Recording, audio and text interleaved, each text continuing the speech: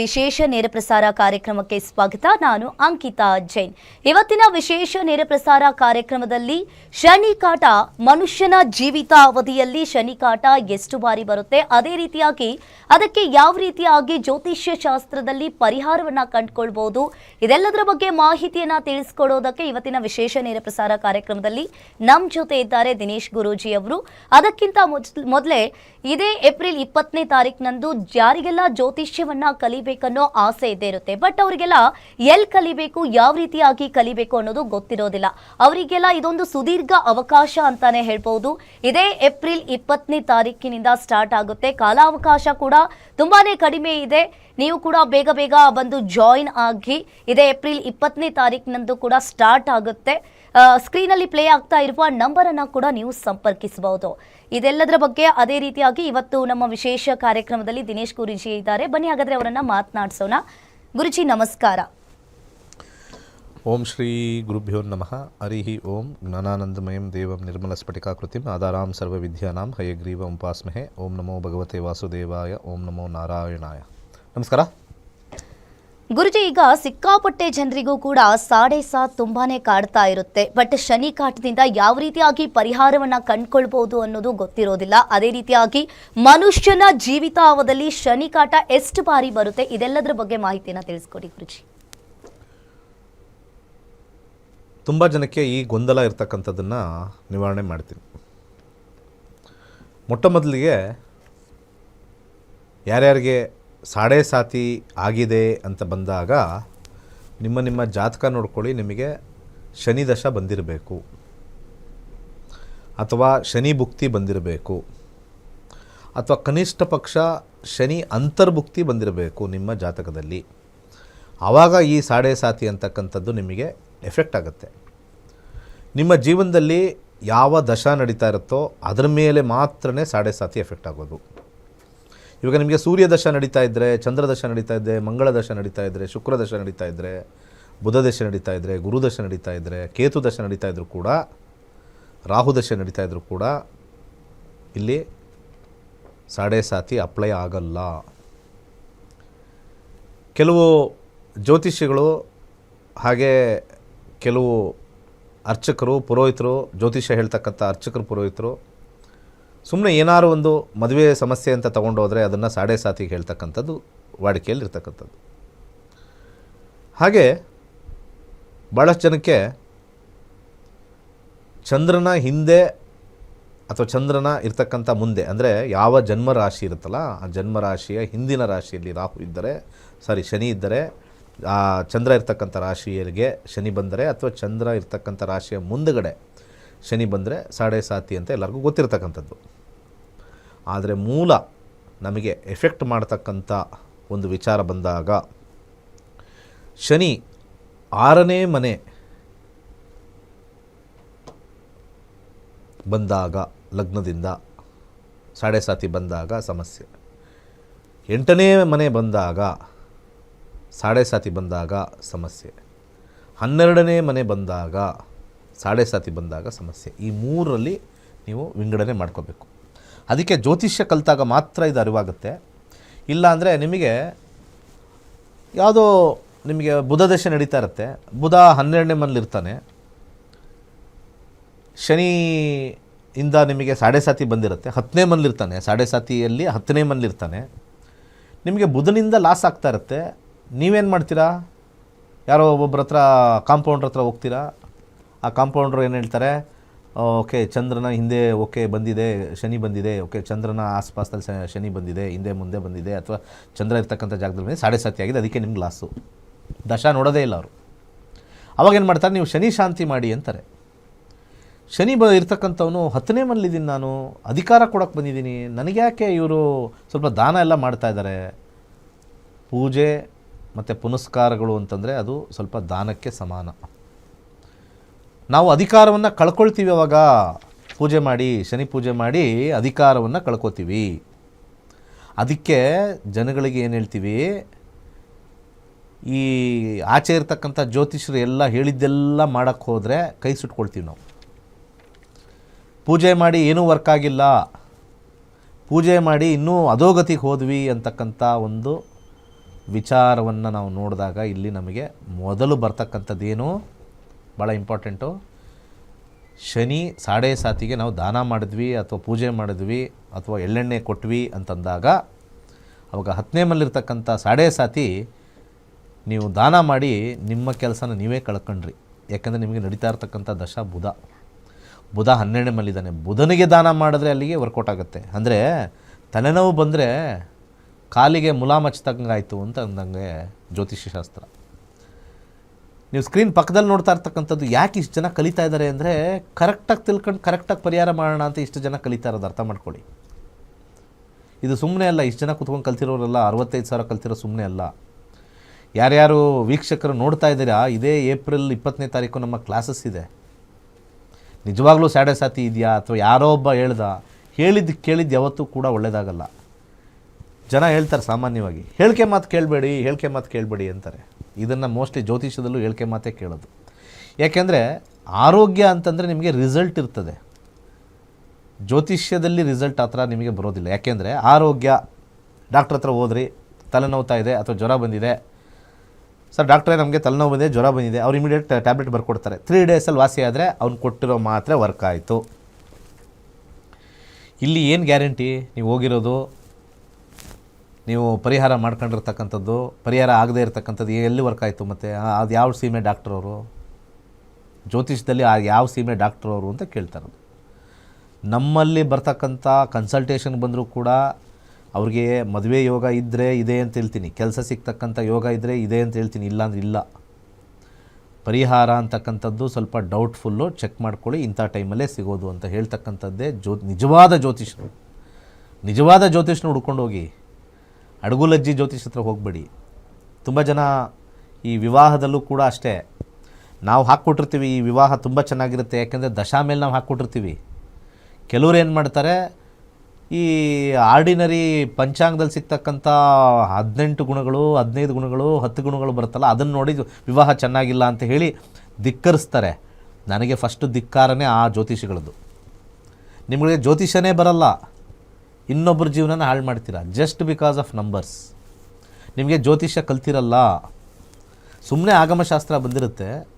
ಆ ಆಗಮಶಾಸ್ತ್ರದಲ್ಲಿ ಒಳ್ಳೆ ಮಂತ್ರ ಉಚ್ಚಾರಣೆ, ನಮಗೆ ಒಳ್ಳೆ ಪೂಜೆ ಪುನಸ್ಕಾರಗಳೆಲ್ಲ ಮಾಡ್ತೀರಾ, ಅದಕ್ಕೆ ದೊಡ್ಡ ಸಲಾಮ್. ಆದರೆ ಈ ಪಂಚಾಂಗದಲ್ಲಿರ್ತಕ್ಕಂಥದ್ದು ಅಥವಾ ಸಾಲಾವಳಿ ಅಂತ ಮಾಡ್ತಕ್ಕಂಥದ್ದು ಒಳ್ಳೆಯ ಸಂಬಂಧಗಳನ್ನು ಹಾಳು ಮಾಡ್ಕೊಳ್ತಾ ಇರ್ತಕ್ಕಂಥದ್ದೇ ನೀವು ಪಬ್ಲಿಕ್ಗಳು. ನಾನು ಎಷ್ಟೋ ನೋಡ್ಬಿಟ್ಟಿದ್ದೀನಿ, ದಶಾ ತುಂಬ ಚೆನ್ನಾಗಿದೆ, ಮ್ಯಾಚ್ ಆಗ್ತಾಯಿದೆ ಅಂತ ಹೇಳಿ ಇವರು ಇಲ್ಲಿ ನಿಲ್ಲಲ್ಲ. ನಾವು 1000 ಜನಕ್ಕೆ ಹೇಳ್ಕೊಟ್ಟಿರ್ತಕ್ಕಂಥದ್ದು ಅವ್ರ ತಲೆಯಲ್ಲಿರಲ್ಲ, 65,000 ಜನಕ್ಕೆ ಹೇಳ್ಕೊಟ್ಟಿದ್ದು ತಲೆಯಲ್ಲಿರಲ್ಲ. ಅವನು ಯಾವನೋ ಪಕ್ಕದಲ್ಲಿ ಅವ್ನು ಹೋಗಿದ ತಕ್ಷಣ ಅವನಲ್ಲಿ ಏನೋ ಒಂದು ಕೆಲಸ ಆಗಿಬಿಟ್ಟಿರುತ್ತೆ. ಮುಂಚೆ ಒಂದು ಕಾನ್ಫಿಡೆನ್ಸ್ ಬಿಲ್ಡಪ್ ಆಗಿಬಿಟ್ಟಿರುತ್ತೆ. ಆ ಕಾನ್ಫಿಡೆನ್ಸ್ ಬಿಲ್ಡಪ್ ಆಗಿರೋದೇ ಇನ್ನು ಮುಂದಕ್ಕೂ ಕರೆಕ್ಟಾಗಿ ಹೇಳ್ತಾರೆ ಅನ್ನೋ ಮನೋಭಾವ ನಿಮಗೆ ಬಂದಿರುತ್ತೆ. ಅದು ತಪ್ಪು. ಅವನ ಹತ್ರ ಹೋಗಿ ತೋರಿಸಿದಾಗ 12 ಬಂದಿದೆ ಅಮ್ಮ ಆಗಲ್ಲ, 13 ಬಂದಿದೆ ಆಗಲ್ಲ ಅಂತ ಹೇಳ್ತೀರಾ. ನೀವು ಅದೇ ಗುಂಗಲ್ಲಿರ್ತೀರಾ. ಅದು ಜ್ಯೋತಿಷ್ಯ ಶಾಸ್ತ್ರ ಅಲ್ಲ. ಅದು 17 ಬರೋದು 18 ಬರೋದು ವಿವಾಹಕ್ಕೆ ತಪ್ಪು ಅಂತಕ್ಕಂಥದ್ದು ಎಲ್ಲೂ ಕೂಡ ಬಾಂಡ್ ಪೇಪರ್ ಮೇಲೆ ಬರ್ಕೊಟ್ರೆ ಹೇಳಿ. ಅರ್ಥ ಆಯ್ತಾ? 36ಕ್ಕೆ 36 ಅಥವಾ 30 33 ಬಂದಿದೆ, ಬಾಂಡ್ ಪೇಪರ್ ಮೇಲೆ ಬರ್ಕೊಡೋಕ್ಕೆ ಹೇಳಿ, ಇವ್ರ ವಿವಾಹ ಚೆನ್ನಾಗಿರುತ್ತೆ ಅಂತ ಬಾಂಡ್ ಪೇಪರ್ ಮೇಲೆ ಬರ್ಕೊಡೋಕ್ಕೆ ಹೇಳಿ. ಆ ಕಾಂಪೌಂಡರ್ಗಳಿಗೆ, ಆ ಜ್ಯೋತಿಷ್ಯ ಕಾಂಪೌಂಡರ್ಗೆ ಬರ್ಕೊಡೋಕ್ಕೆ ಹೇಳಿ. ನಾನು ಬರ್ಕೊಡ್ತೀನಿ ಬೇಕಾರೆ ಇವ್ರ ವಿವಾಹ ಚೆನ್ನಾಗಿರುತ್ತೋ ಇಲ್ವೋ ಅಂತ. ಯಾಕೆಂದರೆ ನಾವು ಮಾಡಿರ್ತಕ್ಕಂಥ ಡೆವಲಪ್ ಮಾಡಿರ್ತಕ್ಕಂಥ ಆ್ಯಪ್ ಅತ್ಯಂತ ಶಕ್ತಿಶಾಲಿಯಾಗಿರ್ತಕ್ಕಂಥ ಆ್ಯಪ್. ಆ ಆ್ಯಪಲ್ಲಿ ನಮ್ಮ ಜೀವನ ಯಾವತ್ತು ಒಳ್ಳೇದಿದೆ ಯಾವತ್ತು ಕೆಟ್ಟದಿದೆ ಅಂತ ನೋಡ್ಕೊಳ್ಳೋದೇ ಜ್ಯೋತಿಷ್ಯ. ಇದನ್ನು ನೀವು ಹೇಗೆ ಬದಲಾಯಿಸ್ತೀರಾ ಅಂತ ನಾನು ನಿಮ್ಮ ಪಬ್ಲಿಕ್ಕಿಗೆ ಕೇಳ್ತಾ ಇದ್ದೀನಿ, ನಿಮಗೆಲ್ಲ ಕೇಳ್ತೇನೆ. ಹೇಗೆ ಹಣೆಬರನ್ನ ಬದಲಾಯಿಸೋಕ್ಕಾಗತ್ತೆ? ಹಾಗಿದ್ದರೆ ಎಲ್ಲ ಕಾಂಪೌಂಡ್ರುಗಳು ಕೂಡ ಕೋಟ್ಯಾಧೀಶರು ಆಗ್ಬೇಕಾಯ್ತಲ್ಲ, ಅವರು ಪೂಜೆಗಳು ಮಾಡಿಕೊಂಡು.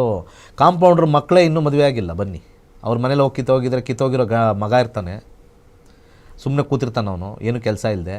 ಮುಂದುಗಡೆ ಈ ಅಪ್ಪ ಶೋ ತೋರಿಸ್ತಾ ಇರ್ತಾನೆ ಬರೋ ಕಸ್ಟಮರ್ಸ್ಗೆಲ್ಲ ಬರೋರಿಗೆಲ್ಲ. ಅವೆಲ್ಲ ಅಲ್ಲ. ನನ್ನ ಮಗ ಆಗಿದ್ದರೂ ಅವ್ನ ಜಾತಕ ಚೆನ್ನಾಗಿಲ್ಲ, ಹೋಗಿದೆ ಅಂದರೆ ಹೋಗಿದೆ ಅಂತ ನಾನು ಅಕ್ಸೆಪ್ಟ್ ಮಾಡ್ಕೋಬೇಕಾಗತ್ತೆ. This is reality. ಈ ರಿಯಾಲಿಟಿ ಇಲ್ಲದೆ ಇರ್ತಕ್ಕಂಥದ್ದೇ ಹಿಂದೂ ಧರ್ಮ ನಾಶಕ್ಕೆ ಕಾರಣ. ಹಿಂದೂ ಧರ್ಮಕ್ಕೆ ಹೆಂಗೆ ನಾಶ ಕಾರಣ ಅಂತಂದರೆ ಜ್ಯೋತಿಷ್ಯದಲ್ಲಿ ಭರವಸೆ ಮೂಡಿಸ್ಬೇಕು, ಅಲ್ಲಿ ಭರವಸೆ ಮೂಡದೇ ಇರತಕ್ಕಂಥ ಸಮಯದಲ್ಲಿ ನೀವು ಪರಿಹಾರವನ್ನು ಕೊಡ್ತೀರಾ. ಪರಿಹಾರ ವರ್ಕ್ ಆಗದೆ ಇದ್ದಾಗ ಜ್ಯೋತಿಷ್ಯ ವೇಸ್ಟ್ ಬಿಡ, ಪೂಜೆ ಎಲ್ಲ ಮಾಡಿದ್ದೀವಿ, ಒಂದು 4 ಜನಕ್ಕೆ ಹೋದ್ವಿ, 5 ಜನಕ್ಕೆ ಹೋದ್ವಿ, ಎಲ್ಲ ಒಂದೇ ಥರ ಹೇಳಲಿಲ್ಲ, ಬೇರೆ ಬೇರೆ ಥರ ಹೇಳ್ತಾರೆ. ನಾನು ಜ್ಯೋತಿಷ್ಯ ನಂಬಲ್ಲ. ಜ್ಯೋತಿಷ್ಯ ನಂಬಲ್ಲ ಅಂದರೆ ಜ್ಯೋತಿಷ್ಯ ದೇವರ ವಿಚಾರದಲ್ಲಿ ಹತ್ರದಲ್ಲಿರ್ತಕ್ಕಂಥದ್ದು. ಸೊ ಹಾಗಿದ್ರೆ ದೇವರು ಪೂಜೆ ಮಾಡಿದ್ದೆಲ್ಲ ಫಲಿಸಿಲ್ಲ ಅಂತಂದರೆ ನಾನು ದೇವ್ರು ನಂಬಲ್ಲ ಅಂತ ಹೇಳ್ದಂಗೆ ಆಯಿತು. ಹಂಗಾರೆ ಲೆಕ್ಕ, ದೇವ್ರು ನಾವು ನಮಸ್ಕಾರ ಮಾಡ್ತೀವಿ, ಪೂಜೆ ಮಾಡ್ತೀವಿ, ದೇವ್ರು ನಮಗೆ ವರ ಕೊಟ್ಟಿಲ್ಲ ಅಂತಂದಾಗ ಅವಾಗ ದೇವ್ರಿಲ್ಲ ಬಿಡ, ನಾನು ಪೂಜೆ ಮಾಡಿದೆ, ನಮಸ್ಕಾರ ಹೊಡೆದೆ, 50 ಸತಿ ಈಡ್ಗಾಯಿ ಹೊಡೆದೆ, ದೊಡ್ಡ ದೊಡ್ಡ ಹೋಮ್ಗಳು ಮಾಡಿದೆ, ಏನೂ ವರ್ಕ್ ಆಗಿಲ್ಲ, ದೇವರಿಲ್ಲ ಅಂತ ಹೇಳ್ಬಿಡಿ. ದೇವರಿಲ್ಲ ಅನ್ನೋದು ಭಯ ಅಲ್ವಾ, ಅದು ಕೇಳಲ್ಲ. ಆದರೆ ಜ್ಯೋತಿಷ್ಯನ ದೂಷಿಸ್ಬೋದು. ಜ್ಯೋತಿಷ್ಯ ಮತ್ತು ದೇವರು ಭಾಳ ಹತ್ರದಲ್ಲಿದ್ದಾರೆ, ಮೈಂಡಲ್ಲಿ ಇಟ್ಕೊಳ್ಳಿ. ಯಾರಾದರೂ ಜ್ಯೋತಿಷ್ಯ ಸುಳ್ಳು ಅಂತ ಹೇಳಿದ್ರೆ ಅವ್ರದ್ದೆಲ್ಲ ಕರ್ಮ ನೀವು ಕಳ್ಕೊತೀರ. 9 ಗ್ರಹದ ಕರ್ಮ ನೀವು ತೊಳೆಯೋಕ್ಕಾಗಲ್ಲ. ಮನುಷ್ಯರ ಕರ್ಮ ನೀವು ಕಳ್ಕೊಬೋದು. ಇವತ್ತಿರ್ತಾನೆ ನಾಳೆ ಹೋಗ್ತಾನೆ ಮನುಷ್ಯ, ಆದರೆ ಗ್ರಹಗಳ ಕರ್ಮ ಕಳ್ಕೊಳಕ್ಕಾಗಲ್ಲ. ಅದಕ್ಕೆ ನಿಮ್ಗೆ ಹೇಳೋದು, ಸತ್ಯವಾಗಿರ್ತಕ್ಕಂಥದ್ದನ್ನು ಶೋಧನೆ ಮಾಡಿ ಸತ್ಯಾಸತ್ಯ ತಿಳ್ಕೊಂಡು ಮಾತಾಡಬೇಕೇ ಹೊರತು ಸುಮ್ಮನೆ ಬಾಯಿಗೆ ಬಂದಿಂಗೆ ಮಾತಾಡ್ತಕ್ಕಂಥದ್ದಲ್ಲ. ಹಾಗೆ ಸಾಡೆ ಸಾತಿಗೆ ಬರೋಣ ವಾಪಸ್ಸು. ಸಾಡೆ ಸಾತಿ ಅಂತಕ್ಕಂಥ ಒಂದು ವಿಚಾರ, ನಿಮ್ಮ ಜಾತಕದಲ್ಲಿ ದಶಾಭುಕ್ತಿ ಅಂತರ್ಭುಕ್ತಿಲಿ ಶನಿ ಬರಲೇಬೇಕು. ಬಂದಿರತಕ್ಕಂಥ ಸಂದರ್ಭದಲ್ಲಿ ನಿಮ್ಮ ಲಗ್ನದಿಂದ ಅದೇ ಶನಿ 6ನೇ ಮನೆ, 8ನೇ ಮನೆ, 12ನೇ ಮನೇಲಿ ಬಂದಾಗ ಸಾಡೆ ಸಾತಿ ಹೆವಿಯಾಗಿ ಎಫೆಕ್ಟ್ ಆಗುತ್ತೆ. ಯಾಕಂದರೆ 6 ರೋಗವನ್ನು ತರ್ತಕ್ಕಂಥದ್ದು, ದುಡ್ಡನ್ನು ಕಳ್ಕೊಳ್ತಕ್ಕಂಥದ್ದು, ಕಳ್ತನ ಮಾಡಿಸ್ತಕ್ಕಂಥದ್ದು, ವೃತ್ತಿ ಇರ್ಬೋದು, ಅದು ಬೇರೆ ಪ್ರಶ್ನೆ, ಆದರೆ ಬೇರೆ ಸಮಸ್ಯೆ ಕೊಡ್ತಕ್ಕಂಥದ್ದು. 8ನೇ ಮನೆ ಆಕ್ಸಿಡೆಂಟ್ ಮಾಡ್ತಕ್ಕಂಥದ್ದು, ಯಾರಾದರೂ ಪಾರ್ಟ್ನರ್ಶಿಪ್ ಕರ್ಕೊಂಬಂದು ಅವರಿಂದ ಮೋಸ ಮಾಡ್ತಕ್ಕಂಥದ್ದು. 8ನೇ ಮನೆ ಜೊತೆಲಿರ್ತಕ್ಕಂಥವರೇ ನಿಮಗೆ ಬೆನ್ನಿಗೆ ಚೂರಿ ಆಗ್ತಕ್ಕಂಥದ್ದು 8ನೇ ಮನೆ. ಹಾಗೆ 12ನೇ ಮನೆ ವ್ಯಯಭಾವ ಅಂದರೆ ಕಂಪ್ಲೀಟಾಗಿ ಬೆಡ್ ರಿಡನ್ ಮಾಡ್ತಕ್ಕಂಥದ್ದು, ಕಂಪ್ಲೀಟಾಗಿ ಏನಕ್ಕೋ ದುಡ್ಡು ಹಾಕಿ ಲಾಸ್ ಮಾಡ್ಕೊಳ್ತಕ್ಕಂಥದ್ದು, ಮನೆ ಕಮ್ಮಿ ರೇಟಿಗೆ ಮಾರ್ತಕ್ಕಂಥದ್ದು. ಇವೆಲ್ಲ 6, 8, 12 ಸಾಡೆ ಸಾತಿ ಬಂದಿದೆ. ಅದೇ ಶನಿ ನಿಮ್ಮ ಲಗ್ನದಿಂದ 6ನೇ ಮನೆ, 8ನೇ ಮನೆ, 12ನೇ ಮನೆ ಬಂದಿದೆ. ಆ ಸಮಯದಲ್ಲಿ ನಮಗೆ ಬರುತ್ತೆ. ಸೊ ಅತ್ಯಂತ ಡೇಂಜರ್ ಯಾವುದು ಅಂದರೆ ನಿಮ್ಮ ಲಗ್ನದಿಂದ ಚಂದ್ರ 7ನೇ ಮನೇಲಿರೋದು, ನಿಮಗೆ ಸಾಡೆ ಸಾತಿ ಸ್ಟಾರ್ಟ್ ಆಗಿರೋದು. ದಿ ಮೋಸ್ಟ್ ಡೇಂಜರಸ್ ನಿಮ್ಮ ಚಂದ್ರ 7ನೇ ಮನೇಲಿರೋದು. ಯಾಕೆಂದರೆ 7ನೇ ಮನೆ ಬಂದಾಗ ಶನಿ 6ನೇ ಮನೆ, 7ನೇ ಮನೆ, 8ನೇ ಮನೆ 2 ಮನೆಗಳು ತೊಗೊಂಡ್ಬಿಡುತ್ತಲ್ಲಿ. 6, 8 ತೊಗೊಂಡ್ಬಿಡ್ತು. ಆ 7.5 ವರ್ಷದಲ್ಲಿ 5 ವರ್ಷ ಸಫರ್ ಮಾಡ್ತೀರಾ. ಶನಿ ದಶೆ ಇರಬೇಕು, ದಶಾನೂ ಇರಬೇಕು. ಆವಾಗ ಶನಿ ನಿಮ್ಮ 7ನೇ ಮನೇಲಿರ್ತಕ್ಕಂಥ ಚಂದ್ರ ಪಾಸ್ ಆಗಬೇಕು. ಇದು ಟ್ರೈಡ್ ಆ್ಯಂಡ್ ಟೆಸ್ಟೆಡ್ ಅಸ್ಟ್ರಾಲಜಿ. ಈ ರೀತಿ ಅಸ್ಟ್ರಾಲಜಿ ಕಳೆದ 20 ವರ್ಷದಲ್ಲಿ ಯಾರೂ ಕೊಟ್ಟಿಲ್ಲ, ಮುಂದೆ ಯಾರು ಇನ್ನು 10 ವರ್ಷ ಕೊಡಲ್ಲ. ಎಲ್ಲ ವಿಭೂತಿಗಳು ಹಾಕ್ಕೋಬೋದು, ತ್ರಿಶೂಲ ಇಟ್ಕೋಬೋದು. ಯಾರೂ ಕೂಡ ಸ್ಟೂಡೆಂಟ್ಸ್ನ ಹುಟ್ಟಾಕಿಲ್ಲ. ಇಲ್ಲಿ ಕರ್ನಾಟಕದಲ್ಲಿ ಯಾವುದೇ ಗುರುಗಳು ಸ್ಟೂಡೆಂಟ್ಸ್ನ ಹುಟ್ಟಾಗಿಲ್ಲ. ಅದನ್ನು ಹುಟ್ಟಾಕಿರ್ತಕ್ಕಂಥದ್ದು ಏಕೈಕವಾಗಿರ್ತಕ್ಕಂಥ ಸಂಸ್ಥೆ ನಕ್ಷತ್ರ ನಾಡಿ ಮಾತ್ರವೇ. ಗುರುಜಿ, ಇದ್ರ ಬಗ್ಗೆ ಮತ್ತಷ್ಟು ಮಾತನಾಡೋಣ. ಒಂದು ವಿರಾಮವನ್ನ ತೆಗೆದುಕೊಂಡು ಬರೋಣ. ಯಾರಿಗೆಲ್ಲ ತುಂಬಾ ಜನಕ್ಕೆ ಈಗ ಜ್ಯೋತಿಷ್ಯ ಶಾಸ್ತ್ರವನ್ನ ಕಲಿಬೇಕು ಅನ್ನೋ ಆಸೆ ಇದ್ದೇ ಇರುತ್ತೆ. ಬಟ್ ಎಲ್ಲಿ ಕಲಿಬೇಕು, ಯಾವ ರೀತಿಯಾಗಿ ಕಲಿಬೇಕು ಅನ್ನೋದು ಗೊತ್ತಿರೋದಿಲ್ಲ. ಅವರಿಗೆಲ್ಲ ಇದೊಂದು ಸುದೀರ್ಘ ಸುವರ್ಣ ಅವಕಾಶ ಅಂತಾನೆ ಹೇಳ್ಬೋದು. ಇದೇ ಏಪ್ರಿಲ್ 20ನೇ ತಾರೀಕಿನಿಂದ ಸ್ಟಾರ್ಟ್ ಆಗುತ್ತೆ. ಮನೆಯಲ್ಲೇ ಕುತ್ಕೊಂಡು 6,999 ರೂಪಾಯಿಗೆ ನೀವು ಕೂಡ ಜ್ಯೋತಿಷ್ಯ ಶಾಸ್ತ್ರವನ್ನ ಕಲಿಬಹುದು. ಸ್ಕ್ರೀನಲ್ಲಿ ಪ್ಲೇ ಆಗ್ತಾ ಇರುವ ನಂಬರ್ ಅನ್ನ ಸಂಪರ್ಕಿಸಿ. ನಕ್ಷತ್ರ ನಾಡಿ ವಿಶೇಷ ನೇರ ಪ್ರಸಾರ ಕಾರ್ಯಕ್ರಮದಲ್ಲಿ ಒಂದು ಪುಟ್ಟ ವಿರಾಮ.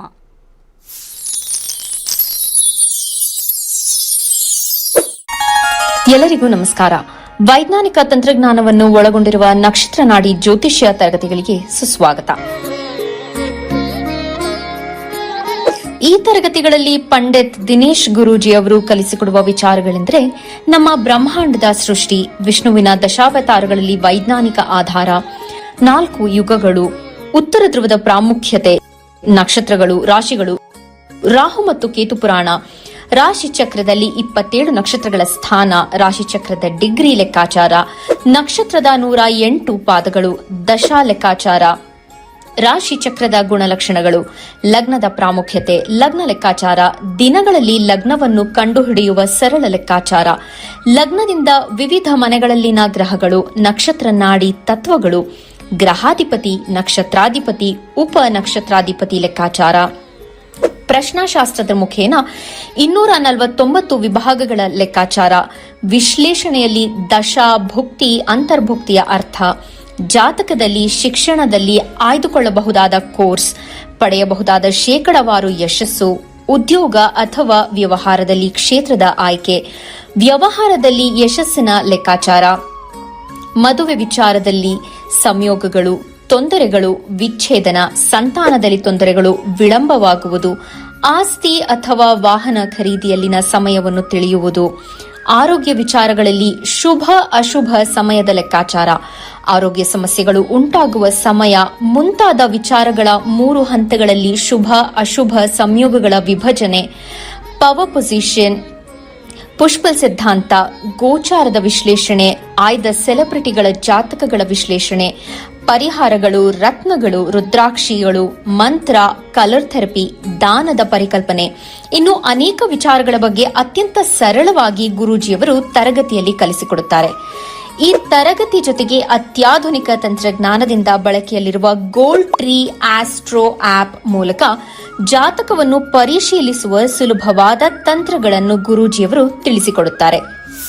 ಜೀವನಕ್ಕೆ ಅತ್ಯಗತ್ಯವಾಗಿರುವ ವಿಚಾರಗಳನ್ನು ತಿಳಿಯಲು ಇಂದೇ ಈ ನಕ್ಷತ್ರ ನಾಡಿ ತರಗತಿಯನ್ನು ಸೇರಿ ನಿಮ್ಮ ಜೀವನದ ವಿಚಾರಗಳಿಗೆ ಮಾರ್ಗದರ್ಶಕವಾಗಿರುವ ಜ್ಯೋತಿಷ್ಯವನ್ನು ಅಳವಡಿಸಿಕೊಳ್ಳಿ. ಹೆಚ್ಚಿನ ಮಾಹಿತಿಗೆ ಇಂದೇ ನಮ್ಮ ನಕ್ಷತ್ರ ನಾಡಿ. ವಿರಾಮದ ಬಳಿಕ ಮತ್ತೆ ಸ್ವಾಗತ. ಗುರುಜಿ, ಒಬ್ರು ಕಾಲರ್ ಕೂಡ ರೆಡಿ ಇದ್ದಾರೆ. ಹಲೋ ಹಲೋ ಮೇಡಮ್, ನಮಸ್ತೆ. ನಮಸ್ತೆ. ಎಲ್ಲಿಂದ ಕರೆ ಮಾಡ್ತಿರೋದು? ನಾವು ಗೊಲ್ಗಟ್ಟಿ ಅಂತ ಮೇಡಮ್, ಬೆಂಗಳೂರಿಂದ. ಬೆಂಗಳೂರಿಂದ. ನಿಮ್ಮ ಹೆಸರು? ನಮ್ಮ ಹೆಸರು ಗೀತಾ ಅಂತ. ನಮ್ಮ ಮಗಳ ಬಗ್ಗೆ ಕೇಳಬೇಕಿತ್ತು ಮೇಡಮ್. ಅವರ ಹುಟ್ಟಿದ ದಿನಾಂಕ, ಹುಟ್ಟಿದ ಸಮಯ ಹಾಗೂ ಹುಟ್ಟಿದ ಊರನ್ನ ತಿಳಿಸ್ಕೊಡಿ. 25/6/2008. ಓಕೆ. ಹುಟ್ಟಿದ ಸಮಯ? ಬುಧವಾರ ಬೆಳಗ್ಗೆ 5:48 ಬೆಂಗಳೂರು ಮೇಡಮ್. ಬೆಂಗಳೂರು. ಗುರುಜಿ ಇದ್ದಾರೆ, ಮಾತನಾಡಿ, ನಿಮ್ಮ ಪ್ರಶ್ನೆಯನ್ನ ಕೇಳಿ. ನಮಸ್ತೆ ಗುರುಜಿ. ಏನು ಓದ್ತಾ ಇದ್ದಾರೆ? ನಮ್ಮ ಮಗಳು ಸೆಕೆಂಡ್ PU ಬರ್ದಿದ್ದಾಳೆ ಗುರುಜಿ. ಈಗ 95 ಬಂದಿದೆ ಪರ್ಸೆಂಟೇಜ್. ಅವಳ ಮುಂದಿನ ಭವಿಷ್ಯದ ಬಗ್ಗೆ ಕೇಳಬೇಕಿತ್ತು ಗುರುಜಿ. ಎಜುಕೇಷನ್. ಬುಧ ತುಂಬ ಚೆನ್ನಾಗಿದ್ದಾನೆ. ಬುಧನ ಕಾಂಬಿನೇಷನಲ್ಲಿ 9-2-2-9 ಬಂದಿದೆ, ಸ್ವಲ್ಪ ಉತ್ತಮವಾಗಿದೆ. ಸೊ ಯಾವ ಲೈನ್ ತೊಗೊಂಡಿದ್ದಾರೆ? ಸೈನ್ಸ್ ತೊಗೊಂಡಿದ್ದಾಳೆ ಗುರುಜಿ. CET ಬರಿತಾ ಇದ್ದಾರೆ ಈಗ? CET ಬರೀತಿದ್ದಾರೆ. ಸ್ವಲ್ಪ ಕಂಪ್ಯೂಟರ್ ಸೈನ್ಸ್ ತೋರಿಸ್ತಾ ಇದೆ. 3ನೇ ಮನೆ ಯಾವಾಗಲೂ ಕಂಪ್ಯೂಟರ್ ಸೈನ್ಸ್ ತೋರಿಸುತ್ತೆ. ಸೊ ಅದನ್ನು ಮಾಡಿ CS ಅಂತ ಬರುತ್ತೆ, CS ಮಾಡಬಹುದು ಅಂತ ತೋರಿಸ್ತಾ ಇದೆ. ಮೆಡಿಕಲ್ ಲೈನ್ ಎಲ್ಲ ಸ್ವಲ್ಪ ಕಷ್ಟ. ಮೆಡಿಕಲ್ ಲೈನ್ ಸ್ವಲ್ಪ ಸ್ಟ್ರಾಂಗ್ ಇಲ್ಲ, ಅರ್ಥ ಆಯ್ತಾ? ಆದರೆ CS ಭಾಳ ಈಸಿ ಇರುತ್ತೆ, ಒಳ್ಳೆ ಕಾಲೇಜಸ್ ಸಿಗುತ್ತೆ. ಯಾಕಂದರೆ ಭುಕ್ತಿ 9ನೇ ಮನೆ ಬಂದಿರತಕ್ಕಂಥದ್ದು ಹೆಲ್ಪ್ ಆಗುತ್ತೆ. ಒಳ್ಳೇದಾಗ್ಲಮ್ಮ. ಕರೆ ಮಾಡಿದ್ದಕ್ಕೆ ಧನ್ಯವಾದಗಳು ಗುರುಜಿ. ಮತ್ತೊಬ್ರು ಕಾಲರ್ ಕೂಡ ರೆಡಿ ಇದ್ದಾರೆ. ಹಲೋ ಹಲೋ, ಎಲ್ಲಿಂದ ಕರೆ ಮಾಡ್ತಿರೋದು? ನಾನು ಹುಬ್ಬಳ್ಳಿಯಿಂದ ಕರೆ ಮಾಡ್ತಾ ಇದ್ದೀನಿ ಮೇಡಮ್. ನಿಮ್ಮ ಹೆಸರು? ಮಂಜಪ್ಪ ಅಂತ ಹೇಳಿ. ಯಾರ ಬಗ್ಗೆ ಕೇಳಬೇಕಿತ್ತು? ನನ್ನ ಬಗ್ಗೆ, ಮದುವೆ ಬಗ್ಗೆ ಕೇಳಬೇಕಾಗಿತ್ತು ಮೇಡಮ್. ನಿಮ್ಮ ಹುಟ್ಟಿದ ದಿನಾಂಕ, ಹುಟ್ಟಿದ ಸಮಯ ಹಾಗೂ ಹುಟ್ಟಿದ ಊರನ್ನ ತಿಳಿಸಿ. 25/6/1993 ಮೇಡಮ್, 3:25. ಓಕೆ. ಹುಟ್ಟಿದ ಊರು? 3:20. ಹುಟ್ಟಿದ ಊರು ಹುಬ್ಬಳ್ಳಿ ಮೇಡಮ್. ಹುಟ್ಟಿದ ಸಮಯ ಇನ್ನೊಮ್ಮೆ ತಿಳಿಸ್ಕೊಡಿ. 3:25 ಮೇಡಮ್. ಬೆಳಿಗ್ಗೆ ಅಥವಾ ಸಂಜೆ? ಬೆಳಗ್ಗೆ ಮೇಡಮ್, ಮಧ್ಯಾಹ್ನ. ಗುರುಜಿ ಇದ್ದಾರೆ, ಮಾತನಾಡಿ, ನಿಮ್ಮ ಪ್ರಶ್ನೆನ. ಬೆಳಗಿನ ಜಾವ ಹುಟ್ಟಿದ್ದೀರಾ? ಅರ್ಲಿ ಮಾರ್ನಿಂಗ್ 3 ಗಂಟೆ? ಇಲ್ಲ ಸರ್, ಮಧ್ಯಾಹ್ನ. ಮತ್ತೆ ನಿನಗೆ ಎಲ್ಲಿಂದ ಹೆಣ್ಣು ಕೊಡ್ತಾರೆ ನಿನಗೆ? ಕರೆಕ್ಟಾಗಿ AM PM ಹೇಳಕ್ಕೆ ಬರಲ್ಲ? ಏನಯ್ಯ ನೀನು ರಾಜ? ಅದಕ್ಕೆ ಕೇಳ್ತಾ ಇರೋದು. ಮಧ್ಯಾಹ್ನ 3:25. ಎಷ್ಟು ಟೈಮ್ ವೇಸ್ಟ್ ಮಾಡ್ತೀಯ ನೋಡು. ಆಯ್ತಾಯ್ತು, ಗೊತ್ತಾಯ್ತು. 50 ಸತಿ ಹೇಳಿದ್ರಿ ಮದುವೆ ಮದುವೆ ಮದುವೆ ಮದುವೆ ಅಂತ. 32 ವರ್ಷ ಆಯಿತು. 2019ರಿಂದ ಮಂಗಳ ದಶೆ ನಡೀತಾ ಇದೆ. ಮಂಗಳ ಇವಾಗ ಮುಗಿಯುತ್ತೆ. ಮಂಗಳನ ಕಾಂಬಿನೇಷನಲ್ಲಿ ಸಾಕಷ್ಟು ಹುಡುಗಿರು ಬಂದಿದ್ದಾರೆ. ಬಟ್ ಯಾಕೋ ನಿಮ್ಮನ್ನು ಮದುವೆ ಆಗ್ತಾ ಇಲ್ಲ, ಗೊತ್ತಿಲ್ಲ. ಏನು ಕೆಲಸ ಮಾಡ್ತಾ ಇದ್ದೀರಾ? ನಾನು ಡಿಫೆನ್ಸಲ್ಲಿ ವರ್ಕ್ ಮಾಡ್ತಾ ಇದ್ದೀನಿ ಸರ್. ಸೊ ಡಿಫೆನ್ಸಲ್ಲಿ ಕೊಡೋದಿಲ್ವೇನೋ ಅನಿಸುತ್ತೆ ಮೋಸ್ಟ್ಲಿ. ಯೋಗ ಇದ್ರೂ ಕೂಡ ಹೇಳಕ್ ಗೊತ್ತಿಲ್ಲ ಸರ್. ನನ್ನ ಅನಿಸಿಕೆ ಹೇಳ್ತಾ ಇರೋದು. ಕರೆಕ್ಟಾ? ಹಾಂ ಸರ್.